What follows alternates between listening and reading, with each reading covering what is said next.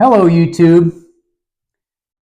In my last video, I talked about growing up fast and sharing my experience of taking care of my mom as a kid and teenager.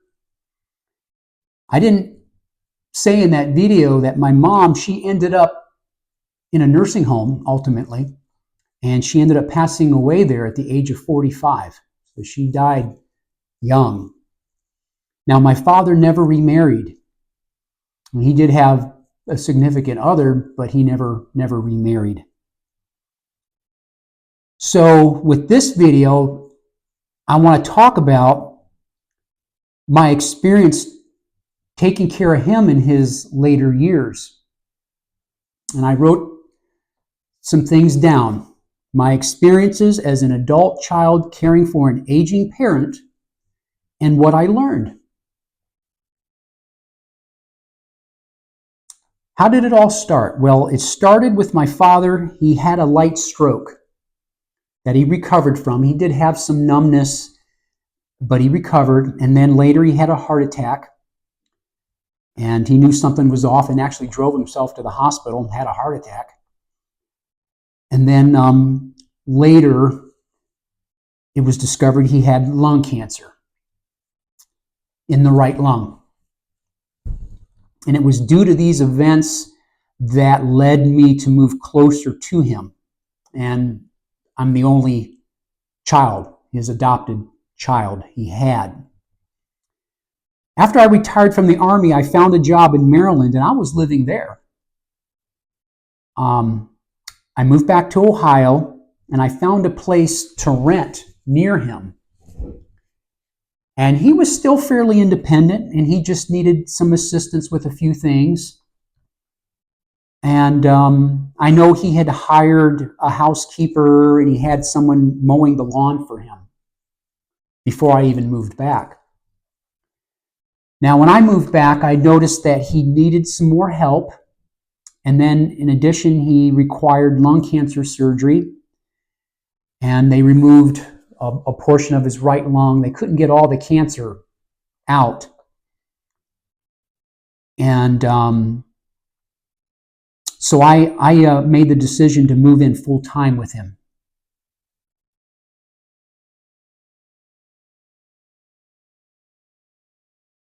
And that was an adjustment. That was an adjustment. Some would say we don't have a responsibility to care for our parents, and I can understand that. Some kids didn't have a great experience with their parents, so caring for them is out of the question. No judgment here. But being military retired, no wife or kids, I could do it.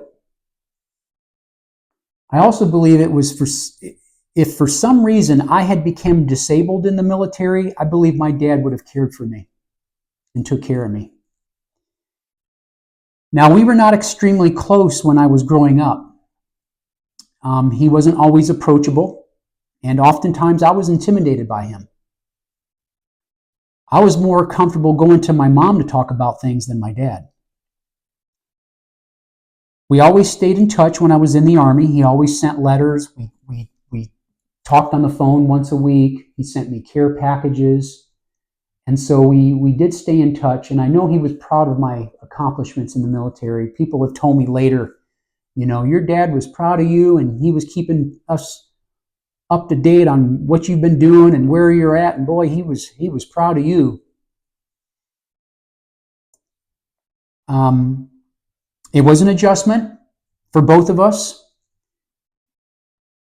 After having lived on my own ever since leaving home at the age of 19. So here I was back in my childhood home living with Dad. And so how did I do it? I just basically jumped in, just evaluated, see what he needed, where did he need help. And growing up the way I did, I just took the initiative, and I just knew it had to be done. I just jumped into the housekeeping, laundry, cooking, whatever needed to be done. But there was a moment where the roles changed. And one day we were getting ready to go to the doctor's office and getting ready to get in the car. and he said, "Junior, why don't you drive?" And he called me Junior. That was my birth name, Junior Gomez. And then when I was adopted, they changed my name to James. So, but he always called me Junior. "Junior, why don't you drive?" And he never drove again after that. He ended up having the right portion of his lung removed, followed by chemotherapy. And the chemo took a big toll on him. He was 77 years old at the time. Imagine going through a major surgery like that. And I was impressed that he went through that. And then the physical therapy afterwards to get strong enough. And then he did return home.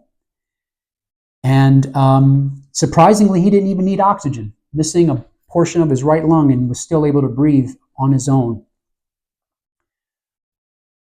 We had a daily routine. I slept on the first floor in another room, close enough that I could hear him. And I would usually be up before him, or if I heard him stirring, I would get up. I would get the coffee going and help him if he needed it. And I let him do as much as he could on his own. But later his needs started to increase, especially during the chemo treatments. And that made him tired and weak. And sometimes he would get sick and nauseous and diarrhea from all of that. So I would help him from bedroom to the bathroom. Then from the bathroom, we would then go take a shower. From the shower, he would go back to the bedside. I'd put a towel down so he can sit, and then that's where he would dry off. Standing in the shower took a toll on him. It would wear him out. And I did have a shower seat available, but he didn't like using it. He was always afraid that if he sat down on that seat, he wouldn't be able to get back up again. And he was a big man, 6 foot, 290, 300, up to 310 pounds. And he was known all his life as Big Chuck. And he was a big guy, loud, fun, sense of humor. And people would see him, "Hey, Big Chuck." And so he didn't, he would have to sit down after a shower. And then I would shave him. I used an electric razor to shave him. And then he always liked his Club Man aftershave put on his face. I would help him get dressed. And then from there, we would go to the kitchen. And he would sit at the table, this very table right here, and drink his coffee, read the newspaper. I'd get the breakfast, and then we would sit together here and, small talk, watch the news on the TV that we had, and discuss the rest of the day events, if there was any appointments or anything like that. And he did a very good job managing his own medication. And he had a pill organizer, and he did a very good job managing his own medication. I was pretty much hands off with that. He did a great job with that. And all the pill bottles that he had, oh my gosh. And then after he would have breakfast, he'd go back to the living room. Sometimes he would take a nap. Sometimes he'd watch TV. Sometimes he would call his friends on the phone, see how they're doing. And in the meantime, I was doing duties around the house. Now, later on, I ended up hiring an aide a few times a week to give me a break. And that was helpful. And then I could go exercise, I'd go to the park, go for a walk, or grocery shop, get the groceries at that time. So it allowed me to get out of the house, pick up any prescriptions and things like that during that time. Also, I'd get his lunch. It was a routine. He pretty much knew, the lunch time, and I could hear him coming towards the kitchen. He knew what time it was for lunch, and same thing for dinner. And then bedtime, helping him get ready for bed. He had dentures, and he'd put his dentures in his denture cup, and I'd put his Polydent in there and put it in the bathroom. And as time went on, the chemo treatment was just taking a toll on him, and he took a break from it. And a couple months went by with no treatment, and the cancer spread to his liver, and he could actually feel it, and he would have pain in his side from that cancer forming in the liver. He would be in and out of the hospital for pneumonia, things going on in his lungs. You could hear it when he talked, and the cough. And then he would go to skilled nursing for rehab, come home, and that happened a couple of times, this cycle of hospital, rehab, and home. Well, the last cycle, he didn't come home. And I remember in physical therapy, he just could not, he was not able to stand on his own anymore, couldn't walk anymore. And that's where he ended up staying, is in a nursing home. And sometimes there'd be 3 aides helping him. He required a Hoyer lift to be able to lift him out of bed. They put that strap on him and lift him out. And then he ended up on hospice care there in the nursing home, and where he died. And that was in 2020 when he died, COVID time frame. And so there was a period of time I missed that I couldn't see him, and I could talk to him with the phone. The nurses would allow us to use the phone, and I could talk to him that way, or I would stand on the outside of his room.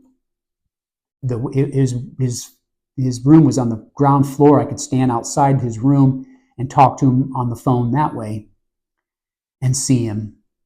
And then during the last week he was alive, hospice allowed me to come into the nursing home. I'd come in the back door, and I could actually spend physically in the room with him that last week. Now, what did I learn from all that? And that's what I wanted to share with you, some of the things I learned. First thing is caregiver stress. You can get stressed from it, and being on the clock from morning till night. I didn't have burnout, but I definitely could feel the stress of it, and you get irritable, you get fatigued. When you've got 2 people in close proximity together like that, sometimes you can get on each other's nerves, get short with each other, and you learn to be patient. You learn to be patient, and I didn't take anything personal if he should say something to me that was a little, he seemed like, irritated or something sometimes, and I had to think about it and view it from his point of view, with all what was going on with his cancer and then losing his independence, and that can make anybody be anxious or depressed. So I learned to be patient with him, and I can remember watching him trying to get dressed and put on his socks, and how irritated and frustrated he would get not being able to put his own socks on, and that was heartbreaking. Another thing I learned, acceptance of him, acceptance of my father. And I had to remind myself he wasn't the same man when I was a kid. And as I spent the time with him, I started to understand him more. And we grew closer together that time. And I got to thinking afterwards how we could have been better friends and done more together. And that's a regret, Another thing I learned is ask questions. I wish I would have asked more questions. He had a 10th grade education, and I always wanted to ask him, Dad, why did you drop out of school? But I was always afraid to ask. And but there were other things I asked, and there were things that he shared with me openly. And now in the early 60s, he was drafted in the Army, and he shared with me his time stationed at Fort Sill, Oklahoma, doing training in Fort Chaffee, Arkansas. And now, here I am, a veteran now, right? And so now he's describing things and talking to me using military jargon and acronyms. And now here I'm an adult hearing him talk about his military experience, a veteran myself.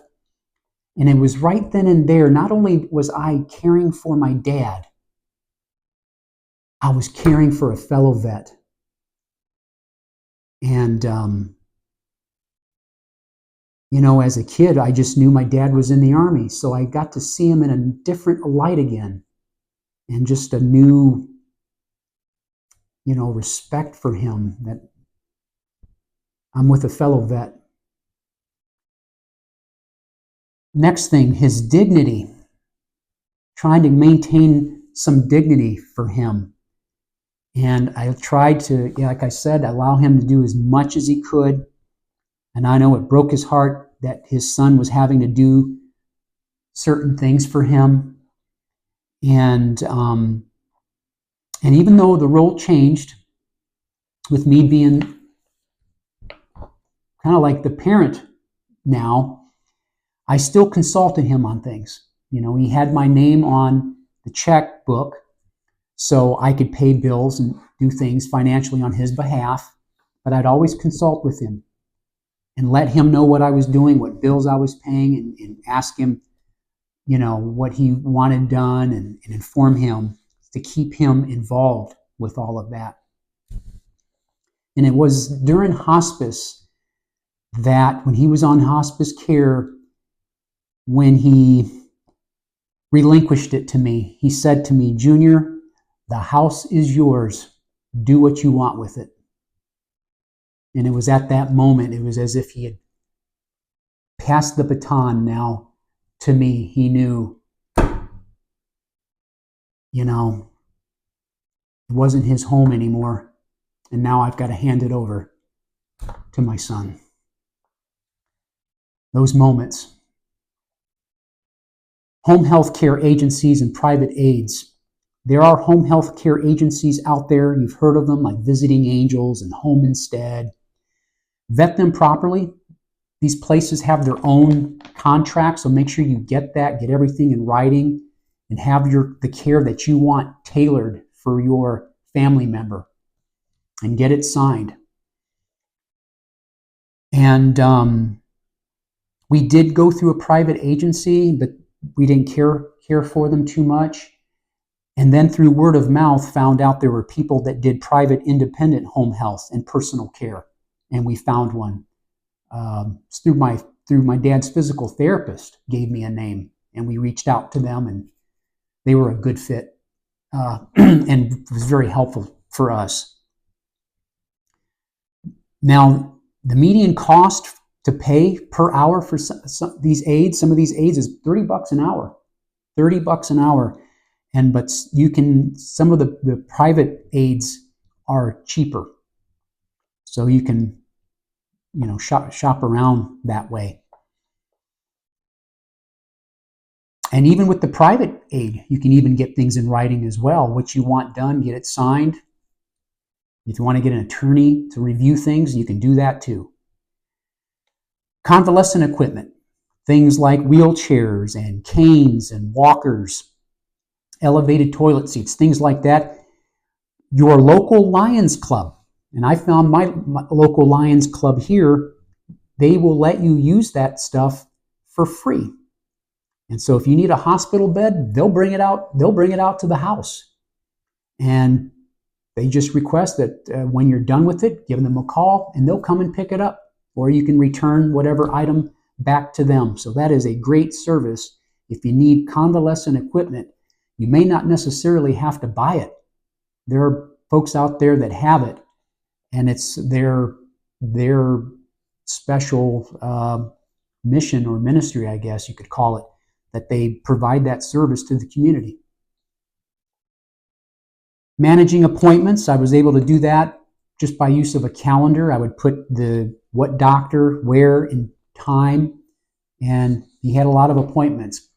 Pulmonology, oncology, follow-ups to this, primary care provider, this and that and the third. And so I just tracked it all on a calendar and kept track of that. Meal prep, I found a meal planner template online. That was very helpful. Go to the grocery store, get the groceries, planned everything out so I'm not jumping through hoops on what am I going to be making for dinner? I had already had an idea. And some days, because of the chemo, he wasn't even able to eat other than just soup and crackers, and that's all he could keep down on some days. Veterans benefits. If your family member is a veteran, someone brought it up to me, hey, Jim, if your father's a veteran, he may qualify for some home assistance. So I did inquire about it, but at the time he didn't qualify. And then I went online and it says that all enrolled veterans are eligible for homemaker home health aid care if they are eligible for community care and meet the clinical criteria for the service and if it's available. Services may vary by location. Something to check out. The next thing, the My Chart. Well, depending on if your family member, what hospital they go to, at least here, it was called My Chart, and I can log in to see my father's medical information. So whenever my father had a test, another scan done on a lung, blood work, whatever, I could log into that and I could see what the results were, and then I could always then open up a search engine to search certain things that I didn't understand, and so I could keep track on what was being done healthcare wise for my dad. Caregiver support groups. That's something I learned after the fact, that there are support groups out there. So you don't have to do this stuff alone, and there's something called caregiver burnout. So that is a thing. So don't think that you have to do it all yourself. There is help out there. And more people are staying in home. They're staying out of these nursing homes. So it is a very popular thing now called aging in place. So the resources are out there, and search for it. Nursing homes, skilled nursing. So your parent may end up where the needs are so too great to be at home. They may need 24-hour care. They may end up in a nursing home, skilled nursing facility, and they're not cheap. Vet them, check them out, and make sure it's a place you want your family member to go to. And unfortunately, for many of these places, they're understaffed. And it's a common theme across the board. And so it's good for you to go there. I would go to see my dad every day, and to let them, to hope to keep them, accountable, let them know that, hey, there's a family member checking on them. So they stay on their, I guess, P's and Q's, I guess you could say. And also I would fill in the gaps.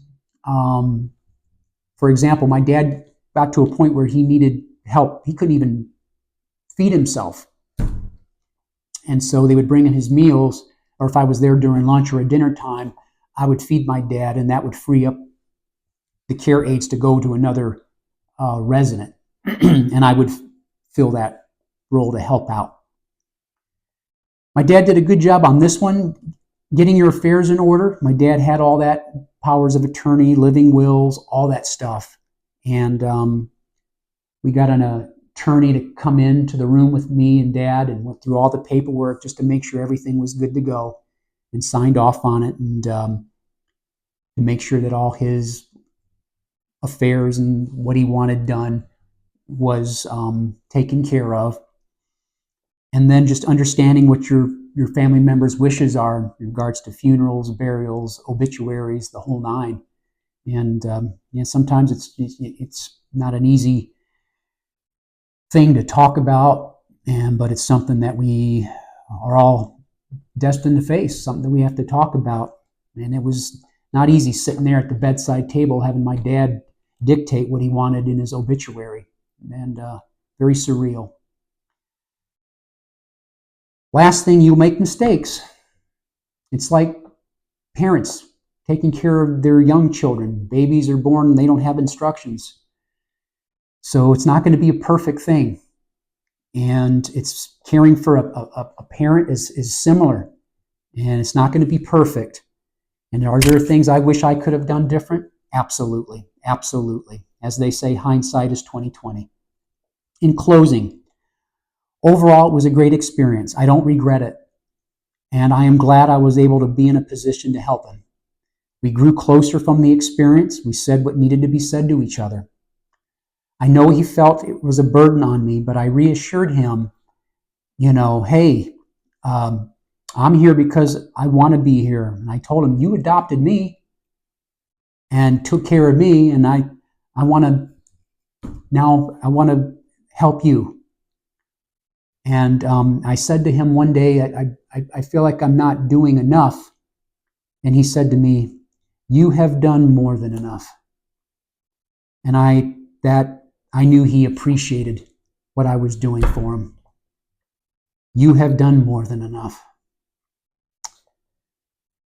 And then, like I said, the last week of his life, I was able to be there with him. In that whole hospice is a whole different experience, and the whole dying process, and it's hard watching a parent die. And one of the last senses to go, they say, is their hearing. And so you may not think so, but they can hear you. And there was days where I don't even know if he even knew I was there. And then one day I went in, touched his hand, and he jumped up like I startled him, scared him. And I said, oh, it's just me, Junior. And just as clearly as can be, he said, oh, hey, hi, Junior. And that was it. And then he went back into that state of being in a coma. And that was one of the last coherent things he ever said to me. And he ended up dying at the age of 79. And it was on a late Friday. And, I was glad I was able to be there for that last week. And just when I thought, man, this is going to be the last moment, and he would just keep holding on. And then that Friday, late at night, he passed. One last thing I learned, and that is this, helping him and being there, is that one day that will be us. And if we live long enough. And so it's something to think about. How do we want our own long-term care to look like? And something to be talked about in families with kids and parents, so that we understand, and before it happens, we know, families know what they want done in that regard. And I'll end it with this. This is a quote by Rosalind Carter, the late wife of ex-President Jimmy Carter. And I believe Jimmy Carter's still alive, 99 years old. But his late wife, Rosalind, said this: there are 4 kinds of people in the world. Those who have been caregivers, those who are currently caregivers, those who will be caregivers, and those who will need caregivers. That was my experience caring for my father as an adult child, and what I learned from that.